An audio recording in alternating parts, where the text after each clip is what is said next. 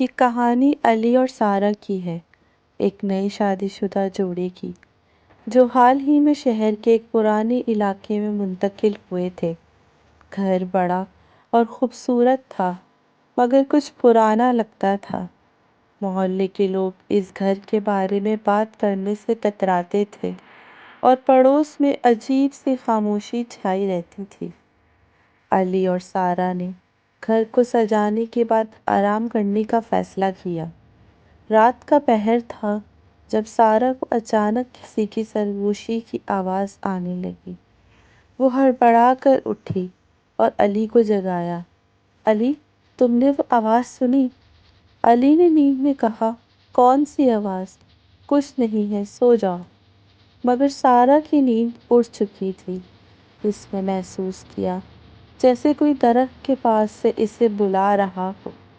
اس نے کھڑکی سے جھانک کے دیکھا تو صحن میں موجود پرانا درخت ہوا کے بغیر بھی ہل رہا تھا۔ اگلے چند دنوں میں گھر میں عجیب و غریب واقعات شروع ہو گئے۔ کبھی دروازے خود بخود بند ہو جاتے، کبھی دیوار پہ ہلکے ہلکے الفاظ راز لکھے نظر آتے۔ ایک دن علی نے سارہ کو صحن میں درخت کے پاس کھڑا پایا۔ اس کی آنکھیں خالی تھیں اور وہ سرگوشی میں کچھ کہہ رہی تھی۔ سارہ، یہ تم کیا کر رہی ہو؟ علی نے اسے جھنجھوڑا۔ سارہ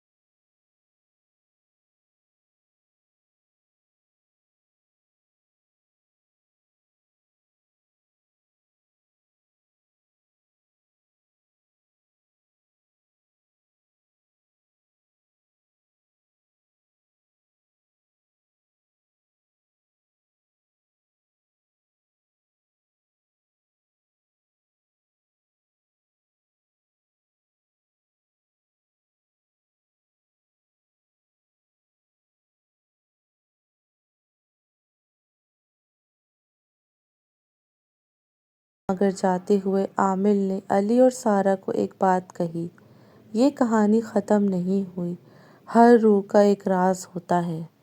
گھر کے صحن میں درخت اب بھی کھڑا تھا مگر اس کی شاخوں سے ایک نئی سرگوشی سنائی دینے